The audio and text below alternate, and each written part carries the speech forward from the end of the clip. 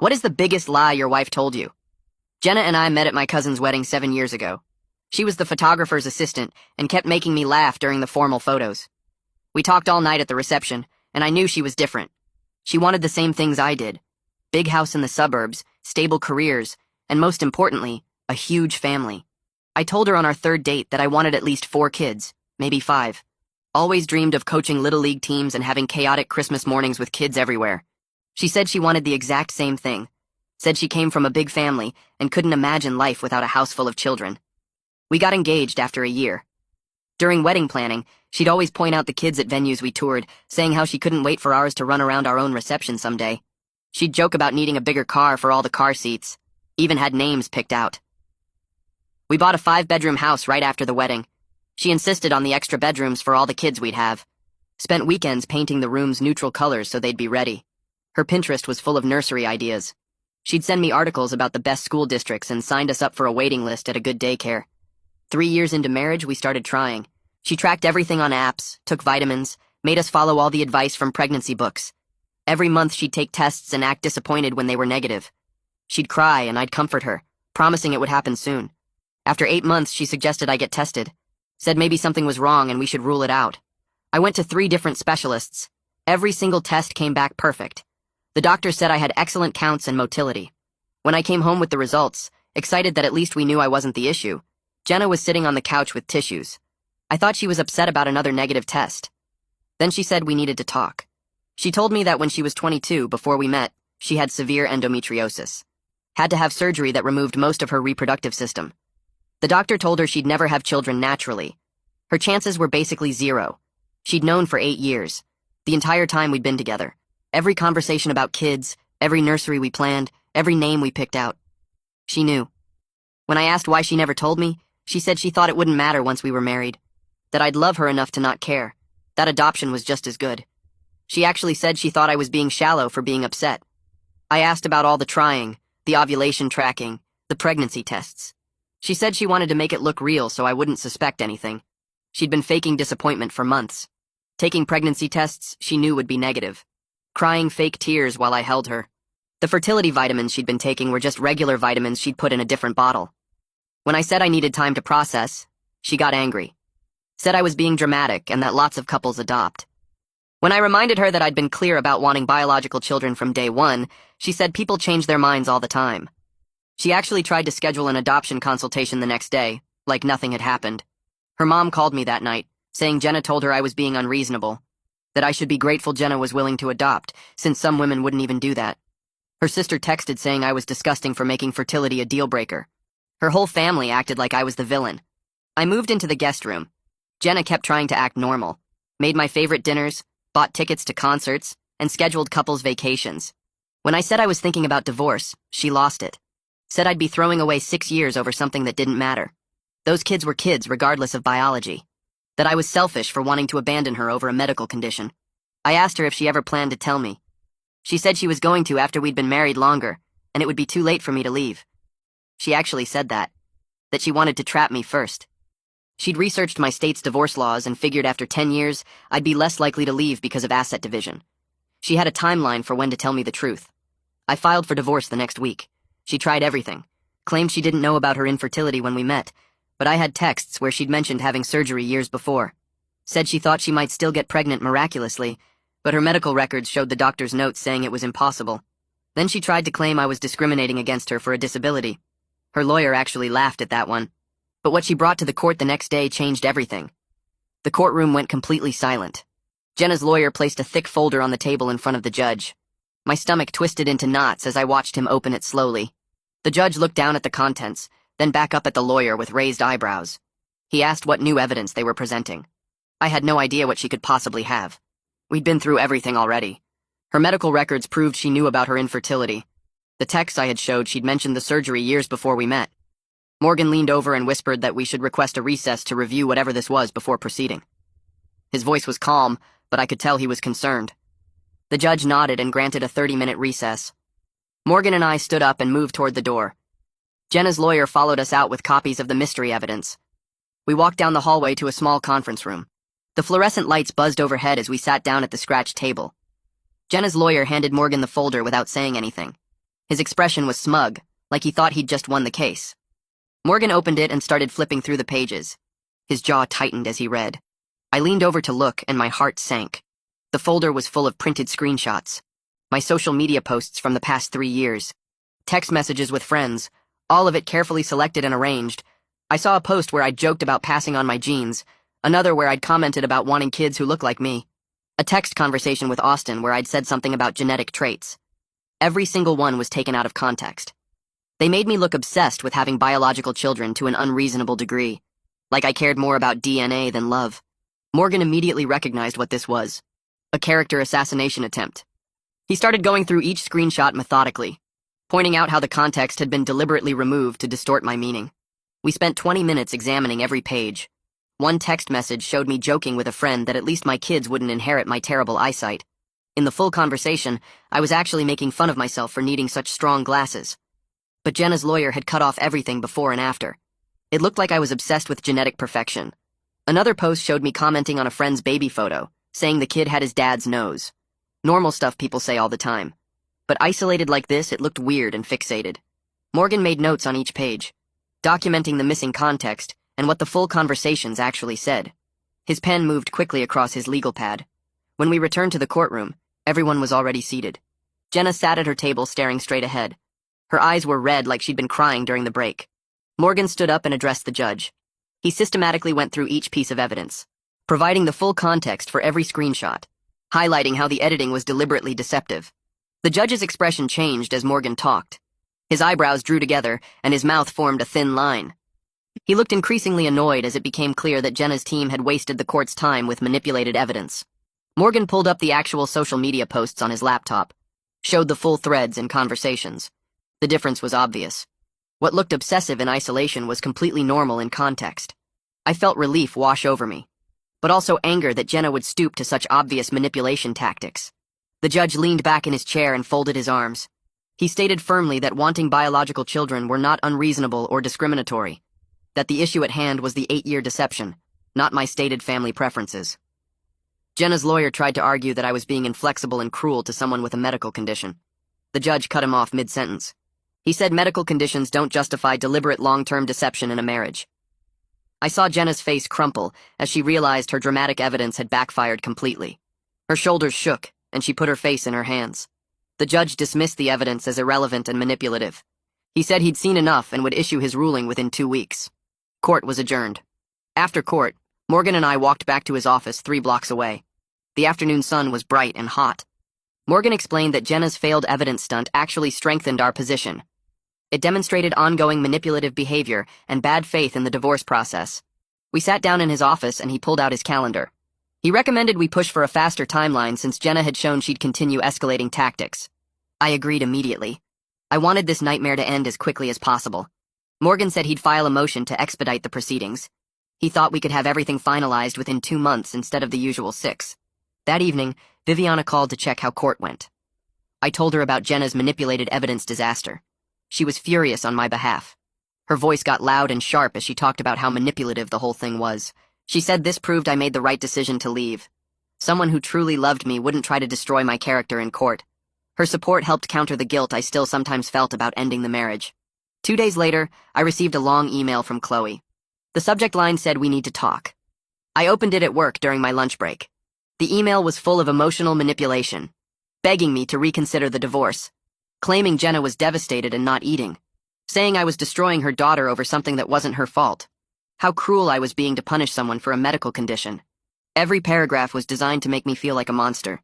I read through it once, then forwarded it to Morgan without responding. I knew engagement would only make things worse. Morgan called me an hour later. He'd read the email and wasn't surprised. He said he'd handle it with a formal response. Within a day, Morgan sent a formal letter to Jenna's attorney. The letter stated that all communication must go through legal channels, that family members contacting me directly was inappropriate during divorce proceedings. He also noted that if the harassment continued, we'd seek a restraining order to prevent interference from other people. The letter was professional but firm, establishing clear boundaries that couldn't be crossed. I started meeting with the financial advisor Morgan recommended. His office was in a tall building downtown with a view of the city. The advisor was an older man with gray hair and a calm manner. He explained the full implications of dividing our assets and selling the house. I'd take a significant financial hit from the divorce, losing about half the equity we'd built up plus legal fees. But he said I was young enough to recover financially. The house we bought for an imagined family now felt like an expensive monument to lies. He showed me spreadsheets and projections, numbers that represented the end of everything I'd planned for. I signed the papers authorizing him to start the asset division process. Walking out of his office, I felt exhausted but also lighter, like I was finally moving forward instead of being stuck in the past. The real estate agent showed up right on time the next Tuesday morning. She was older, maybe late 50s, with gray hair pulled back in a tight bun and a professional blazer. I let her in, and she started taking notes on her tablet immediately. We walked through the living room first, then the kitchen. She made comments about the updated appliances and good natural light. I nodded along without really listening. When we got to the second floor, she opened the first bedroom door. The walls were painted pale yellow. We'd spent a whole weekend on that color 3 years ago. I remembered standing in the paint aisle with color samples while she insisted on getting the exact right shade for a nursery. The agent walked in and looked around. Her eyes lingered on the yellow walls longer than necessary. She didn't say anything, just made more notes on her tablet. The second bedroom was light green. Another weekend project. Another lie. The agent glanced at me with this expression that was trying hard to be neutral, but I could see the sympathy in her eyes. She knew. Maybe not the details, but she could tell these were supposed to be kids' rooms. We moved through the rest of the house quickly. She took measurements and photos. When we got back downstairs, she pulled up some comparable sales on her tablet. Houses in our neighborhood were selling fast. She suggested listing within 2 weeks once I had my belongings packed and moved out. I agreed and signed the paperwork authorizing her to handle the sale. Packing started the next day. I took time off work to get it done. The first room I tackled was my home office. That went fast since it was mostly just my stuff. Books, computer equipment, files. I filled boxes methodically and labeled them. The bedroom came next. Clothes, shoes, personal items. I left everything that was hers untouched. By the third day, I'd cleared out most of my things from the main living areas. That's when I had to deal with the spare bedrooms. The yellow room first. I opened the closet and found stacks of baby name books, at least a dozen of them. Some had sticky notes marking pages. I pulled one out and flipped through it. She'd circled names, written notes in the margins about which ones she liked. My hands started shaking. I sat down on the floor with the book in my lap. Every single page was a lie. Every circled name was part of the act. I found a folder tucked behind the books. Inside were printed Pinterest boards, nursery designs, crib styles, wall decorations, page after page of plans for children that would never exist. Plans she knew would never happen. I kept digging through the closet like I couldn't stop myself. Found another folder with preschool brochures, application forms for daycare programs, a binder full of articles about child development and parenting tips. She'd maintained this entire fake future right up until the moment she couldn't anymore. I sat there surrounded by evidence of her lies for probably an hour. Each new discovery made it worse. This wasn't just about not telling me.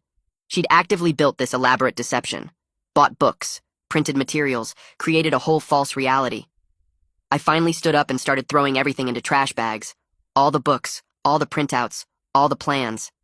I didn't want any of it in my new place. My phone rang while I was hauling the trash bags down to the curb. It was Austin. I answered, and he asked how the packing was going.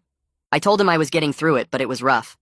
He said some family members had been asking him questions about the divorce, wanting to know why I was leaving and if there was any chance of reconciliation. He'd been deflecting and defending my decision, but he admitted there was drama brewing. Some relatives thought I was being too harsh, that I should have tried harder to make it work, that medical conditions shouldn't end marriages. I leaned against the garage door and closed my eyes. Of course people were talking. Of course they had opinions about something they didn't understand. Austin said he told everyone it was complicated and not really their business, but you know how family gets. I appreciated him having my back. Told him I couldn't control what other people thought about my choices. I knew I'd made the right decision for myself, and that had to be enough. He agreed, and said he'd keep running interference with the family gossip as much as he could. We talked for a few more minutes about nothing important, then hung up. The next weekend, Viviana showed up with her truck to help me move into my new apartment. It was across town in a building I'd never been to before. Small, 2 bedrooms, nothing like the house. We loaded boxes into her truck and made 3 trips. The apartment felt tiny compared to what I was leaving behind. The living room barely fit a couch and TV stand. The kitchen had about half the counter space. My bedroom was okay, but the second bedroom was barely bigger than a closet. Viviana tried to stay positive while we unpacked. Kept saying things like I could decorate however I wanted now without having to compromise, that I could make it my own space, that it was a fresh start. But we both knew this wasn't what I'd pictured at 31. I was supposed to be in that big house with kids running around. Instead, I was in a cramped apartment with an empty second bedroom that would probably just become storage. We got most of the boxes unpacked by evening. Viviana ordered pizza, and we sat on my new couch eating straight from the box. She asked if I was doing okay, and I said I was managing. She squeezed my shoulder and said it would get better eventually. I wanted to believe her. At work the following week, I couldn't focus on anything. Sat at my desk, staring at spreadsheets without actually seeing the numbers. Missed 2 deadlines. Forgot about a meeting completely until someone came looking for me. My boss noticed. He pulled me into his office on Thursday afternoon and asked if everything was all right. I hesitated, then told him I was going through a difficult divorce. Kept it brief and professional. He nodded and said he understood these things were hard. Then he mentioned the company had an employee assistance program that included counseling services. I hadn't even thought about that. He said I should take advantage of it if I needed support. Gave me the contact information and told me to take whatever time I needed to get things sorted out. I thanked him and went back to my desk. Looked up the employee assistance program on the company website. They covered up to 6 therapy sessions per year at no cost. I bookmarked the page. I called the number that evening and scheduled an appointment for the following Tuesday. The therapist's office was in a medical building downtown. I showed up 15 minutes early and filled out intake paperwork in the waiting room. When she called me back, I followed her to a small office with 2 chairs and a couch. She introduced herself and asked what brought me in. I started explaining about the divorce, about finding out my wife had lied for 8 years about being able to have children, about how she'd faked trying to get pregnant, about the betrayal. The therapist listened without interrupting. When I finished, she said my anger was completely valid, that what happened was a serious violation of trust. She explained that I wasn't just grieving the end of my marriage, I was grieving the loss of my imagined future family, the children I'd planned for, the life I'd built in my head. She said that was real grief, even though the children never existed. Talking to someone neutral who didn't judge my decision to leave felt like breathing for the first time in months. She didn't try to convince me I should have stayed. Didn't say medical conditions should be overlooked, just validated that the deception was wrong and my feelings made sense. We scheduled another appointment for the following week. Morgan called me at work 3 days later. Said he had news about a settlement offer from her attorney. The financial terms were actually reasonable. House sale proceeds split evenly. Retirement accounts divided fairly. We each keep our own vehicles and personal property. But there was one clause that made my blood boil. They wanted me to make a public statement saying the divorce wasn't due to her infertility, that it was mutual and amicable, that her medical condition played no role in the separation. I told Morgan absolutely not. I wasn't going to let her control the narrative like that. The divorce was absolutely about her lies, and I wasn't going to pretend otherwise just to make her look better. Morgan said he figured that would be my response. He'd counter with the same financial terms but remove the speech requirement completely. I agreed and we hung up. She lost it when her attorney told her I was rejected the clause. My phone started blowing up with text messages.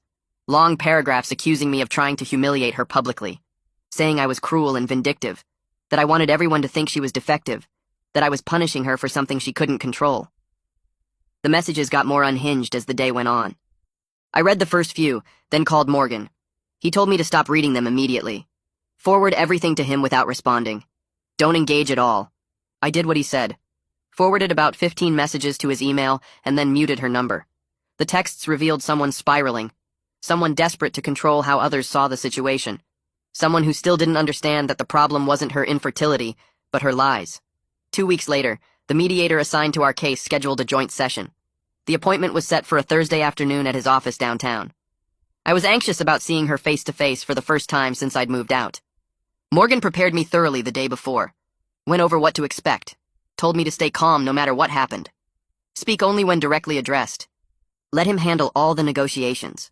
Don't respond to emotional appeals or accusations. Just sit there and let him do his job. I barely slept the night before. Kept running through possible scenarios in my head. What she might say, how I'd react, whether I could keep my composure. The mediation room was small and uncomfortable. Conference table with chairs on both sides. The mediator sat at the head. Morgan and I took one side. She came in with her attorney and sat across from us. She looked terrible. Eyes red and puffy. Hair not styled like she usually kept it. She wouldn't look directly at me. The mediator started by explaining the process and ground rules. Then her attorney jumped in immediately. Started arguing that I was being vindictive and unreasonable. That I was punishing her for a medical condition she couldn't control. that the divorce was cruel and unnecessary. She started crying while he talked, dabbing at her eyes with tissues. Morgan stayed completely calm. He pulled out a timeline he'd prepared, went through every major event in our relationship. When we met, when we got engaged, when we got married, when we started trying for kids. Then he asked her directly when she planned to tell me the truth if I hadn't discovered it myself. She didn't answer, just cried harder. Her attorney tried to redirect, but Morgan pressed the question. The mediator's expression shifted. I could see him starting to understand what actually happened here. That this wasn't about discrimination against someone with a medical issue. This was about 8 years of calculated deception. Her attorney tried redirecting the conversation, but Morgan pressed harder. He asked when she planned to reveal the truth. She didn't answer, just cried louder into her tissues. The mediator leaned forward and asked the question again. She mumbled something about waiting until we'd been married longer. Morgan pulled out printed text messages where she'd discussed her surgery years before we met. He asked how she could claim she didn't know when her own medical records showed detailed surgical notes. Her attorney looked uncomfortable. The mediator's expression shifted from neutral to understanding. He saw through the victim narrative she'd been building. Morgan methodically walked through every major conversation we'd had about children. When I'd told her on our 3rd date, I wanted 4 or 5 kids. When we'd toured the 5-bedroom house. When she'd insisted on painting the extra rooms. When she'd suggested I get fertility tested. Each point hammered home the calculated nature of her deception. The mediator took notes. Jenna's crying intensified.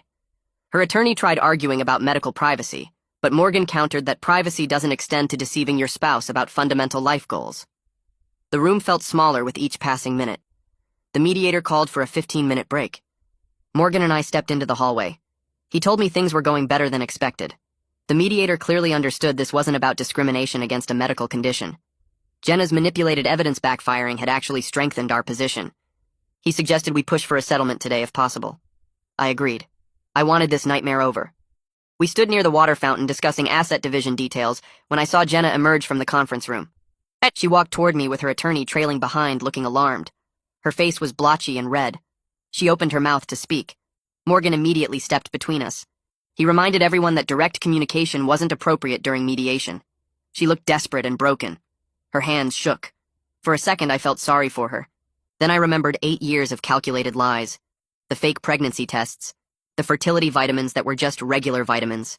The 10-year timeline she'd researched before planning to tell me the truth. The pity evaporated. The mediator appeared in the doorway and called us back inside. We returned to the conference room. The mediator outlined his observations. He noted the clear evidence of long-term deception. He acknowledged my stated desire for biological children wasn't unreasonable or discriminatory. He suggested we focus on practical asset division rather than fault or blame. Jenna's attorney agreed quickly, probably recognizing their position had weakened significantly. Morgan nodded. The mediator proposed splitting everything down the middle. House sale proceeds divided evenly. Retirement accounts split according to state law. Each of us keeping our own vehicles and personal property. We spent the next 3 hours hammering out details. Who got which furniture pieces? How to divide the joint savings account? What to do about the wedding gifts from both families? Every item felt like another piece of our failed marriage being dissected. Jenna barely spoke. Her attorney handled most of the negotiation. I let Morgan make the decisions. My brain felt foggy from exhaustion and stress. The mediator drafted preliminary terms. Both attorneys reviewed the language carefully. We made minor adjustments to a few clauses. By 6 o'clock, we'd reached an agreement. The house would go on the market immediately. Proceeds split 50-50 after paying off the mortgage. My retirement account divided with her getting her legally entitled portion. Her retirement account split the same way. We'd each keep our own cars. I'd get the living room furniture. She'd get the bedroom set. Kitchen items divided based on who actually used them. The mediator printed copies for everyone. Both attorneys said they'd formalize everything within a week. I signed my name feeling exhausted but relieved. Real progress after months of nightmare. Walking to my car, I felt lighter despite the emotional drain. Morgan clapped my shoulder and said we'd done well today. The settlement was fair and reasonable. No judge would have given us better terms. He'd get the formal paperwork drafted and filed within days. The divorce could be finalized within 2 months if everything went smoothly. I thanked him and drove home to my small apartment. The place felt empty and depressing after the spacious house. I ordered takeout and collapsed on the couch. My phone buzzed with a text from Viviana asking how mediation went. I told her we'd reached a settlement. She responded with celebration emojis and offered to take me to dinner this weekend. The real estate agent listed the house 3 days later. Professional photos made the empty rooms look bigger and brighter than I remembered. The listing emphasized the 5 bedrooms and great school district, everything we'd chosen specifically for raising a large family. The irony burned. Within a week, we had multiple offers. The market was hot for family homes in good neighborhoods. A young couple offered asking price with minimal contingencies. They had a toddler and were expecting twins. The agent sent photos of them touring the house. The woman's hand rested on her pregnant belly while pointing at the rooms we'd painted neutral colors for future nurseries. I signed the acceptance paperwork feeling sick. Watching their excitement about the extra bedrooms felt like being stabbed repeatedly. They talked about turning one room into a playroom. Another would be the twins' nursery. The third would be ready for future kids. Everything I'd dreamed about with Jenna, everything she'd known would never happen. The closing was scheduled for 30 days out. The agent said it should go smoothly since they were pre-approved and motivated. I thanked her and hung up. Viviana called that evening and I told her about the sale. She said it was good to sever that final tie to Jenna. I agreed, but my voice sounded hollow. The closing happened exactly on schedule. I met the buyers briefly at the title company. They were nice people, genuinely excited about their growing family. The woman showed me ultrasound photos of the twins unprompted. I smiled and congratulated them while dying inside. We signed stacks of paperwork. The title agent explained each document. My hand cramped from signing my name so many times. When everything was finished, the agent handed me a check for my half of the proceeds. The number was substantial but felt meaningless. I'd traded my dream of a family home for a pile of money I didn't want. I drove straight to Morgan's office and wrote him a check for his legal fees. He'd earned every penny getting me through this nightmare. The remaining money went into my savings account. My financial advisor scheduled a meeting to discuss next steps. She helped me set up a new investment plan focused on rebuilding individual financial security. Everything was sensible and practical. Everything felt empty. That night I sat in my apartment staring at the bank balance on my phone. More money than I'd ever had before. Less happiness than I'd felt in years. My therapy appointment the next week was rough. I admitted I was struggling with whether I'd ever trust anyone enough to try for a family again. The therapist listened while I explained my fear that this experience had poisoned my ability to believe what partners tell me. How could I ever take someone at their word about wanting children after Jenna's 8-year deception? The therapist reminded me that most people don't engage in such calculated long-term lies. She acknowledged my trust would take time to rebuild. We worked through exercises about distinguishing between healthy caution and letting fear control my future. She asked what I wanted my life to look like in 5 years. I said I still wanted kids, still wanted to coach Little League and have chaotic Christmas mornings.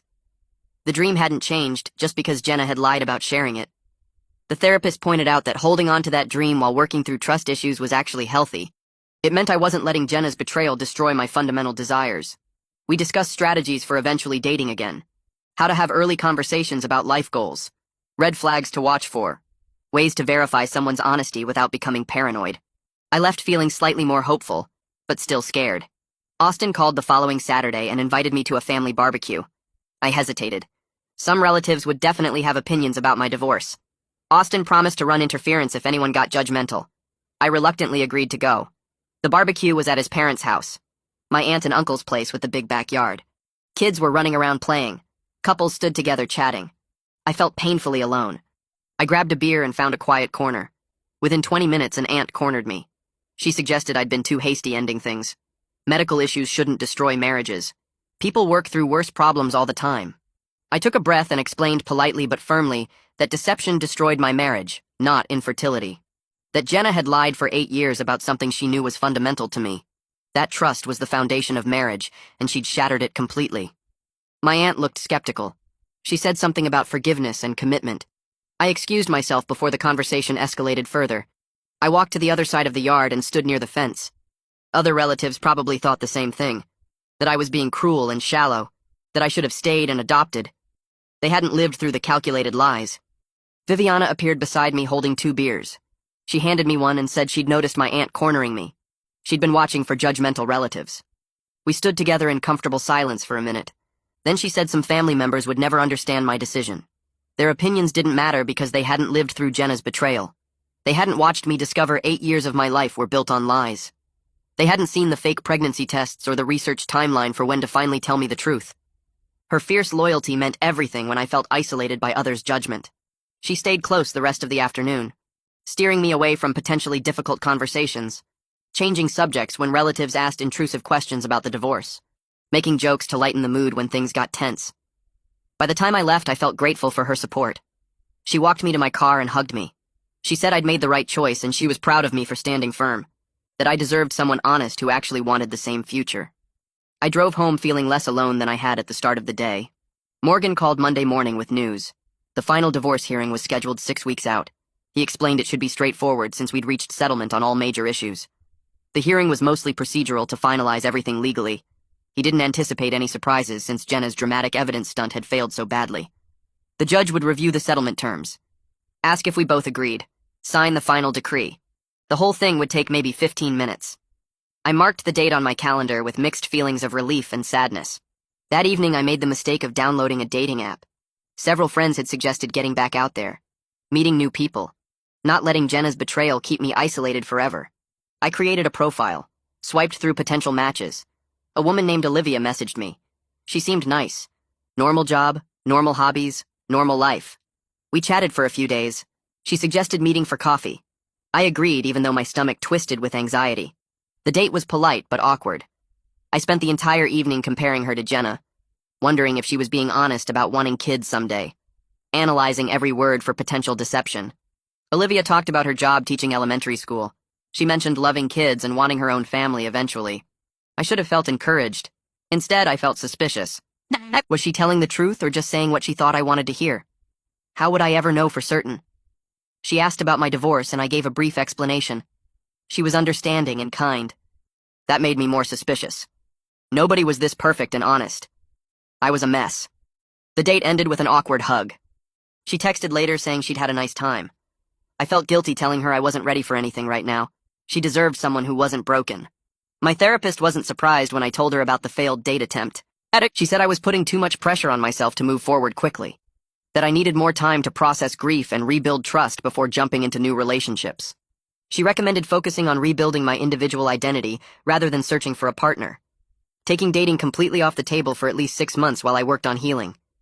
I agreed immediately. The relief was instant. Permission to not be ready. Permission to take time without feeling like I was wasting my life. We spent the rest of the session discussing goals for the next 6 months that had nothing to do with dating or relationships. I started focusing more on work as the weeks passed. The divorce stress was still there, but not as heavy as before. Projects that seemed impossible to concentrate on became manageable again. I met deadlines without constantly checking my phone for lawyer updates. My boss stopped by my desk one afternoon and mentioned I seemed sharper lately. He said he appreciated my dedication during a tough time and knew it hadn't been easy. His words meant more than he probably realized. Having someone acknowledge the struggle without making it awkward felt good.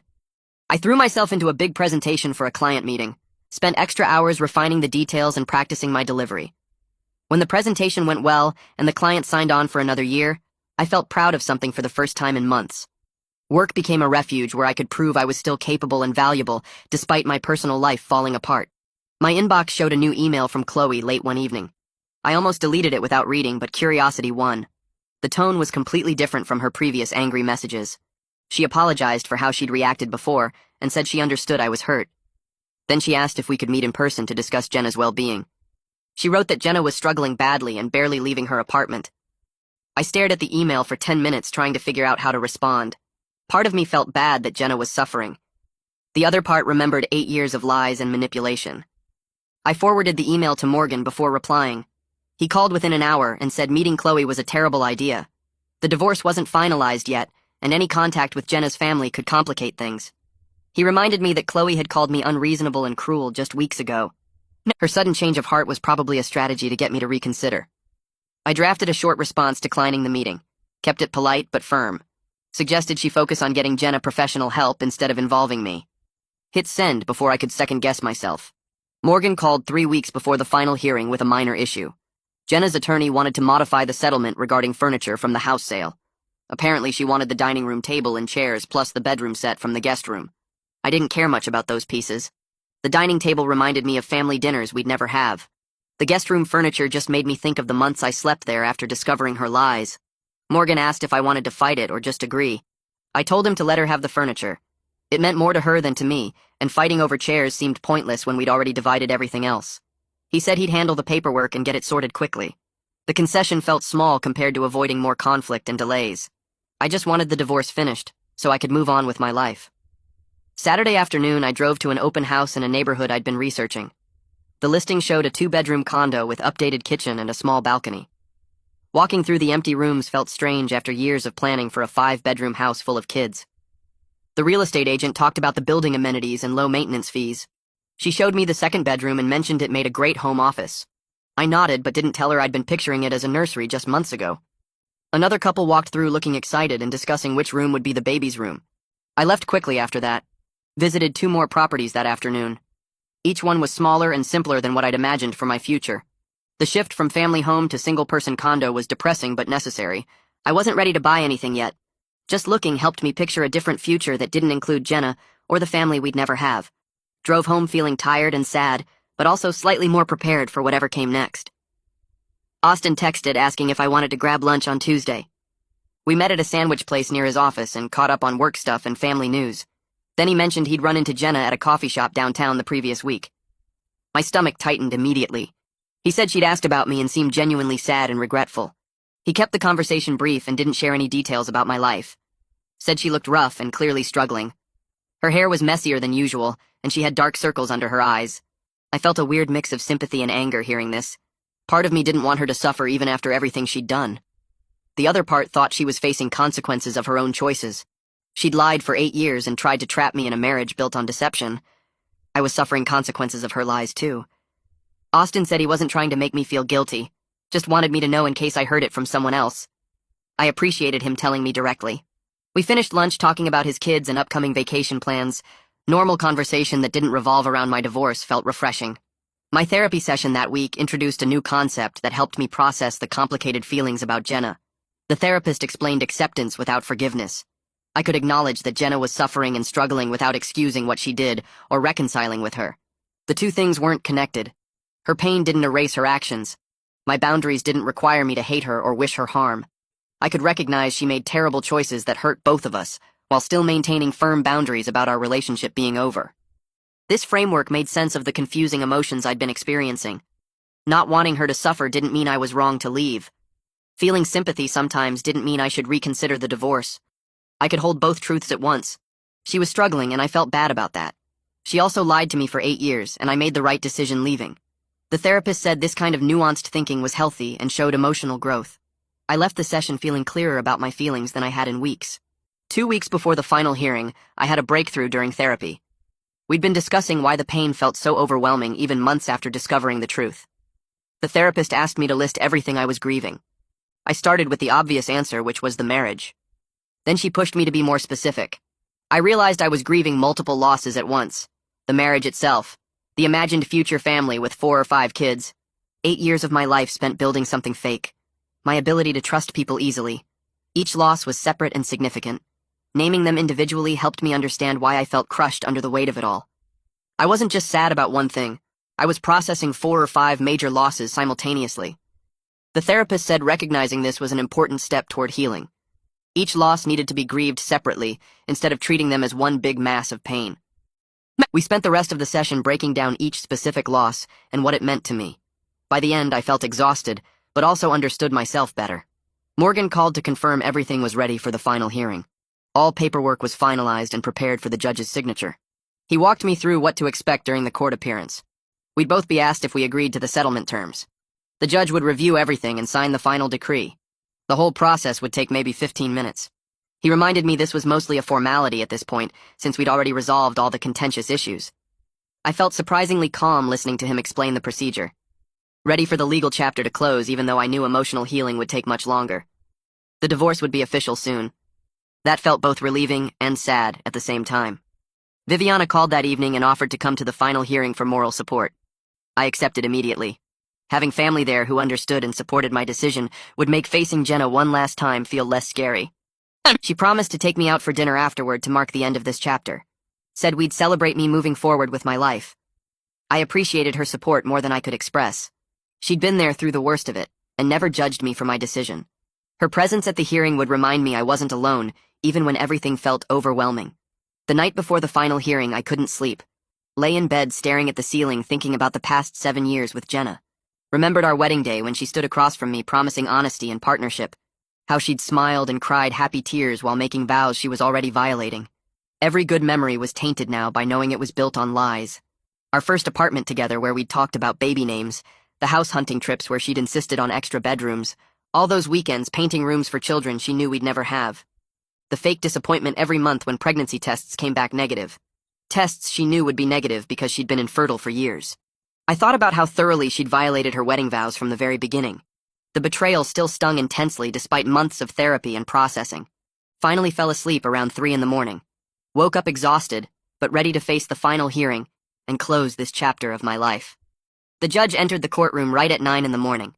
Everyone stood as she took her seat behind the bench. My hands gripped the edge of the table so hard my knuckles turned white. Viviana sat 3 rows behind me, and I could feel her presence like an anchor. The judge adjusted her glasses and opened the file in front of her. She reviewed the settlement agreement for what felt like forever, but was probably only 2 minutes. Then she looked up at both of us. She asked if we each understood the terms outlined in the divorce decree. Morgan nodded at me and I said yes in a voice that came out steadier than I expected. The judge turned to Jenna and her lawyer. Jenna's voice shook badly when she answered. She kept her eyes fixed on the table in front of her. The judge asked if there were any final objections or modifications either party wanted to raise. Both lawyers said no. The judge signed the papers with quick, efficient movements. She stamped the decree with an official seal. Then she stated that our marriage was legally dissolved effective immediately. The whole thing took 12 minutes according to the clock on the wall. 8 years together, 6 years married. Ended in less time than it takes to watch a sitcom episode. The judge wished us both well and dismissed the court. Morgan shook my hand and said congratulations. I didn't feel like celebrating anything. Walking down the courthouse steps felt surreal. The sun was too bright and the air felt too normal for what had just happened. Viviana caught up to me and linked her arm through mine. She didn't say anything at first, just walked beside me toward the parking lot. My legs felt heavy and my chest felt tight. I thought I'd feel relief or freedom or something positive. Instead, I just felt empty. Like someone had scooped out my insides and left a hollow shell walking around. Viviana squeezed my hand when we reached her car. She told me healing wasn't a straight line. That it was okay to feel sad even though I knew divorce was the right choice. That complicated emotions were normal and healthy. I nodded but couldn't find words to respond. She drove us to a quiet restaurant across town. Somewhere we wouldn't run into anyone we knew. I stared out the window the whole drive and watched normal people doing normal things. Going to work, walking dogs, living their lives like my world hadn't just officially ended. Viviana ordered for both of us because I couldn't focus on the menu. The waiter brought water and bread, but I couldn't eat. She started talking about practical things to keep me grounded. Asked about my job and whether I'd thought about taking vacation time. Suggested I might want to visit somewhere new. Get out of town for a week. See something different. Then she shifted to bigger topics. Asked what I wanted to do with my career long term. Whether I'd ever considered moving to a different city for a fresh start. I told her I didn't know. Hadn't thought past getting through the divorce. She reminded me I was only 31. That I had plenty of time to rebuild everything. To find someone honest who actually wanted the same things I did. To have the family I'd always dreamed about. Her confidence in my future felt alien. Like she was talking about someone else's life. But her words planted tiny seeds of possibility in the wasteland inside me. Maybe someday I could believe in that future too. Just not today. Over the next 3 weeks, I told people the divorce was final. Started with close friends who already knew most of the story. They were supportive and offered to hang out whenever I needed company. Then I told extended family members in careful phone calls. Most responded with sympathy and understanding. A few made comments that stung. My uncle said I should try to move on quickly and not dwell on the past. My aunt suggested I might regret leaving once the anger faded. A cousin implied I was being too rigid about the biological children thing. Each comment felt like a small cut. These people didn't understand the depth of what Jenna had done. They saw a man leaving his wife over infertility. Not a man leaving because his wife had lied about fundamental life goals for 8 years. I learned to keep explanations brief and change the subject fast. Stop trying to make people understand who didn't want to. I called my therapist's office and scheduled an appointment for the following week. The receptionist asked if everything was okay, and I said I just needed a check-in after finalizing my divorce. When the appointment day came, I felt nervous walking into her office. Like I was admitting I still needed help even though the legal battle was over. She welcomed me warmly and asked how I was feeling about everything being finalized. I told her about the empty feeling, the lack of closure I'd expected, the complicated grief that didn't match what I thought I should feel. She nodded like she'd heard this before, said my reaction was completely normal and healthy. That closure was a myth people invented to feel better about endings. Real life was messier than that. She suggested we shift our focus going forward. Spend less time processing what Jenna did, and more time rebuilding my ability to trust. working through my fears about future relationships, learning to recognize red flags earlier. I agreed to keep coming for at least 6 more months, maybe longer if I needed it. The work wasn't done just because the marriage was. Austin called on a Thursday evening while I was making dinner. Said he had news but wasn't sure if I'd want to hear it. I told him to just say it. He explained that Jenna had moved back to her hometown 3 hours away, wanted to be closer to her parents during this difficult time. She'd quit her job here and found something similar there. My first reaction was pure relief. The knot of anxiety I'd been carrying about running into her at the grocery store or the gym just dissolved. I hadn't fully realized how much mental energy I was spending on avoiding certain places and routes. Austin asked if I was okay with him staying in touch with her occasionally, since they'd been friends before I met her. I told him I didn't care what he did, wasn't going to police his friendships. He thanked me for being reasonable about it. After we hung up, I stood in my kitchen feeling lighter than I had in months. The physical distance made everything feel more final, more real, like we were actually separate people living separate lives now. My boss called me into his office on a Monday morning. I assumed I was in trouble for my distracted performance over the past months. Instead, he told me about a senior position opening up, asked if I'd be interested in applying. The role came with more responsibility, managing a small team, handling bigger projects, but also a significant raise and better benefits. He said he'd been impressed with how I handled personal challenges while maintaining professionalism, that he believed I was ready for more. I accepted on the spot. Spent the next week preparing for the formal interview process, working on my application and presentation. When I got the official offer 2 weeks later, it felt like the first genuinely good thing to happen in forever. Proof that my life could move forward in positive ways. That I wasn't just treading water waiting to drown. I called Viviana first to tell her. She screamed with excitement and said this was exactly the kind of momentum I needed. We celebrated with dinner at my favorite restaurant. I started looking at condos online during lunch breaks. The apartment I'd moved into after leaving the house was temporary, small, and depressing. I wanted something that felt like mine, a place with no memories of Jenna attached. I found a nice 2-bedroom unit in a good neighborhood. The price fit my budget, especially with the raise. The second bedroom could be a home office for now, somewhere to keep my books and computer. But in the back of my mind, I thought about how it could be a nursery someday, if I was lucky enough to meet someone trustworthy and build that future. The thought didn't hurt as much as it used to. I scheduled a viewing for that weekend, walked through the empty rooms imagining my furniture there, my things on the walls. The realtor was friendly and professional. Didn't ask why a single guy wanted 2 bedrooms. I submitted an offer that evening. Felt like I was reclaiming control over my life direction. The seller accepted my offer 3 days later.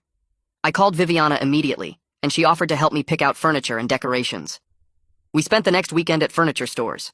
She had strong opinions about everything, and kept me from buying things just because they were cheap.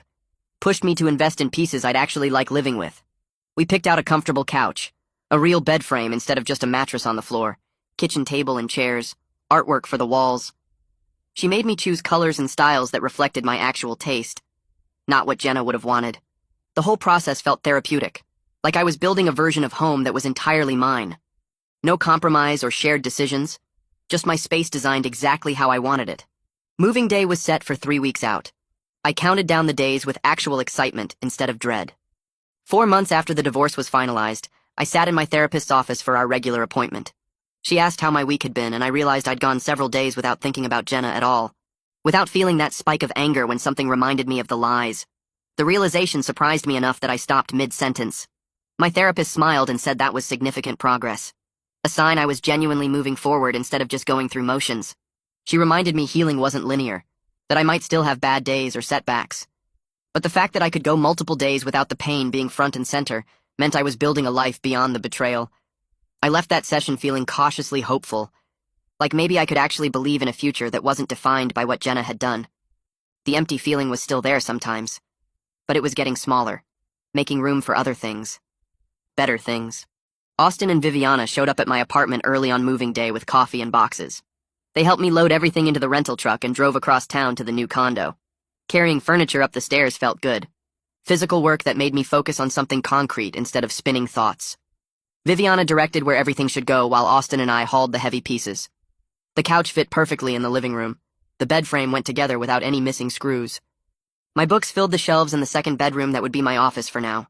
We worked for hours getting everything in place. Viviana unpacked kitchen boxes while I assembled furniture. Austin hung pictures on the walls wherever I pointed. By evening, the place looked like an actual home instead of empty rooms.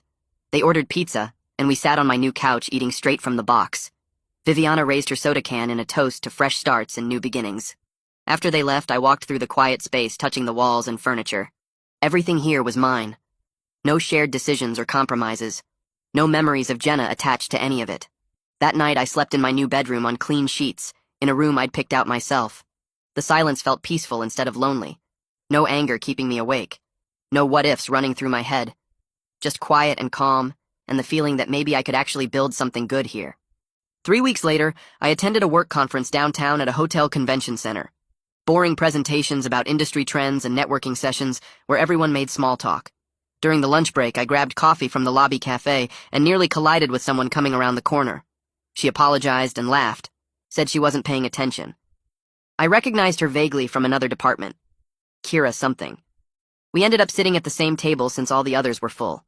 She asked how I was enjoying the conference. I admitted it was pretty dry. She agreed and said she was only there because her boss made her come. We talked about work stuff at first, different projects our departments were handling, office politics and difficult coworkers. Easy conversation that didn't require much thought. Then she mentioned she was recently divorced and still getting used to going to work events alone. The comment caught me off guard. I told her I was divorced too, just finalized a few months ago. Her expression shifted to understanding. She said it was rough navigating everything after a marriage ended. All the small things that reminded you your life had changed. I nodded and said I was still figuring it out. She suggested we grab coffee sometime outside of work. Said it might be nice to talk to someone who understood what this transition felt like. I agreed without overthinking it. She seemed genuine, and the idea of a friendship with someone who got it sounded helpful. We exchanged numbers before heading back to the afternoon sessions. Kira and I started meeting for coffee every couple of weeks, usually at a place halfway between our apartments. She talked about her divorce openly, how she'd married too young and they'd grown apart, how she'd dated too soon after the split and made mistakes with guys who weren't ready for anything serious. She was honest about her trust issues now, about being scared to get hurt again. I shared bits about my situation, the deception, the feeling of having 8 years stolen. She listened without judgment or unsolicited advice, just nodded and said that sounded incredibly painful. Our conversations covered other topics too. Hobbies and weekend plans, books we were reading, shows we were watching, normal stuff that had nothing to do with failed marriages. The friendship felt easy and healthy. No romantic tension or expectations. Just two people rebuilding their lives and supporting each other through it. She made me laugh about stupid dating app stories. I helped her pick out furniture for her new apartment. It was exactly what I needed. Someone who understood this weird in-between phase without making it complicated. Austin's birthday party happened 6 months after my divorce was finalized. He threw it at his place with a bunch of friends and family. I almost didn't go. Social events still felt draining sometimes. But Viviana texted saying I needed to show up or she'd drag me there herself. So I went. Walked in expecting to feel out of place or awkward. Instead, I found myself actually having fun. Talking to people without that constant weight in my chest, laughing at Austin's terrible jokes, playing cards and drinking beer and not thinking about Jenna every 5 minutes. Several people commented that I seemed more like myself. Lighter somehow. One of Austin's friends said I looked happier than I had in years. The observation surprised me. I hadn't realized how much the stress had been showing before. How much better I must look now by comparison. I wasn't completely healed. Still had bad days where everything felt heavy. But standing in Austin's living room with a beer in my hand, genuinely enjoying myself, proved I was getting better. The pain wasn't gone, but it wasn't defining every moment anymore. I could have fun again. Could be present without the anger and hurt coloring everything. That realization felt huge. At my next therapy appointment, I brought up the idea of dating again eventually. Not right away, but someday. My therapist asked how that made me feel. I admitted I was terrified. Scared of being lied to about something fundamental again. About wasting more years with someone who wasn't honest. She helped me think through questions I could ask early in relationships. Ways to establish compatibility and honesty from the start. We talked about green flags versus red flags. About trusting my instincts when something felt off. She reminded me that most people don't engage in years-long deceptions. That Jenna's behavior was extreme and not representative of everyone. I wanted to believe that. Wanted to think I could eventually trust someone enough to try building a family. She said I didn't need to rush anything. That taking my time to heal properly would make future relationships healthier. I left feeling more prepared. Like I had tools now to protect myself while still staying open to possibilities. The fear was still there, but it felt more manageable. 2 months later, my boss called me into his office. I walked in expecting some routine update or new project assignment. Instead, he told me I was promoted to senior director, a position I'd been working toward for 3 years. He said my dedication over the past difficult year had been impressive, that I'd maintained excellent work despite obvious personal struggles. The team respected my leadership, and he believed I was ready for more responsibility. The promotion came with a significant raise and better benefits. I thanked him, trying to keep my voice steady. Walked back to my desk feeling stunned and proud. The professional success felt like concrete proof I was rebuilding successfully. My personal life had exploded, but my career was thriving. I'd kept showing up and doing good work even when everything else was falling apart. That meant something. I called Viviana during lunch to tell her. She screamed with excitement, said this was exactly the momentum I needed. We celebrated with dinner at my favorite restaurant that weekend. Viviana called me on a Sunday afternoon a few weeks later, asked if I could come over because she had news to share. I drove to her place wondering what was up. She and her husband were both grinning when I arrived. She told me she was pregnant with their second child, due in 7 months. I felt genuine happiness for her, even though it reminded me sharply of what I didn't have yet. The family I'd planned for that never happened. She watched my face carefully. Said she'd been nervous to tell me given everything with Jenna. I assured her I was truly happy for them, that my situation shouldn't diminish her joy. She hugged me tight and said I'd have my own family someday with someone who deserved me, someone honest and real. I appreciated her sensitivity and her faith in my future. Drove home feeling bittersweet but not bitter. Their happiness didn't take anything away from me. I could be glad for them while still grieving my own losses. Nearly 8 months after the divorce, I sat in my therapist's office for our regular session. She asked about my week, and I realized something. I hadn't checked Jenna's social media in weeks, maybe a month. Hadn't wondered what she was doing or if she was dating anyone new. Hadn't thought about her at all for days at a time. The realization surprised me enough that I stopped talking mid-sentence. My therapist smiled and said that was a major milestone, a sign of genuine emotional detachment and healing. I'd been so focused on active recovery that I hadn't noticed the passive progress. The way Jenna had stopped occupying space in my daily thoughts. She reminded me healing wasn't linear, that I might still have setbacks or hard days. But the fact that I could go extended periods without the pain being front and center meant I was truly moving forward. I left that session feeling proud, like I'd accomplished something significant without even trying. The work I'd been doing was paying off in ways I hadn't fully recognized. Kira mentioned during one of our coffee meetups that she had a single friend who might be a good match for me. A teacher named Olivia who was straightforward and kind. She asked if I'd be interested in meeting her at a group outing. Nothing heavy or formal, just a casual thing with several people. I felt nervous immediately. The idea of potentially connecting with someone new brought up all my fears about being deceived again. But I recognized this was a healthy, low-pressure way to start opening up. Kira wouldn't suggest someone who wasn't decent, and a group setting meant no pressure or expectations. I agreed before I could overthink it. Kira looked pleased and said she'd set something up for the following weekend. After we said goodbye, I sat in my car feeling anxious but also proud. The fact that I was willing to try felt like real progress. Like maybe I was actually ready to start moving toward the future I wanted. The group outing was at a bowling alley. Casual and fun with about 8 people total. Kira introduced me to Olivia right away. She was warm and friendly with an easy smile. We ended up on the same team and talked between turns. She taught 4th grade and loved it despite the chaos. Asked about my work and seemed genuinely interested in the answers. We talked about our lives without getting into heavy divorce details. Just normal getting-to-know-you conversation. She mentioned wanting to travel more and asked about places I'd been. I found myself relaxing as the evening went on, actually enjoying getting to know her without the constant anxiety about being lied to. She was straightforward in a way that felt refreshing. No games or hidden agendas that I could detect. When the night ended, she suggested we grab coffee one-on-one sometime. I agreed, feeling cautiously hopeful. Drove home thinking maybe I could do this. Maybe I could trust someone new eventually. It would take time and careful steps, but it felt possible. Like the future I'd always wanted might still happen with someone honest and real. I grabbed coffee,